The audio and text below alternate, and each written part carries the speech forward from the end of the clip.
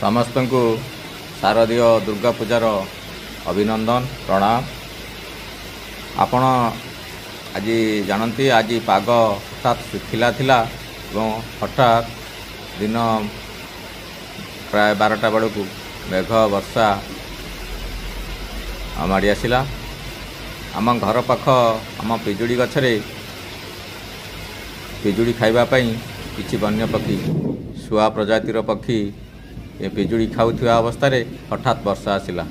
किछि पक्षी उड़ी करी जाई तांक बसा को जाई पारले नाही एवं किछि पक्षी गछर डाल रे बसी ए वर्षार प्रतिरोध करी बसी रहिले एवं यह आम मु ए विरल दृश्यटी को आमे निज मोबाइल रे पक्षी अलक्ष्य रेकर्ड कलु। यह आमको खुशी देला जे एक सुख जातीय वन्य पक्षी नियमित भाव में आम गछ को आसती पिजुड़ी खाती एवं आज वर्षा पवन ये सुख पक्षी को आम गछटी आश्रय देइथारु आमको आनंद अनुभव है एवं अनुरोध रखुची आम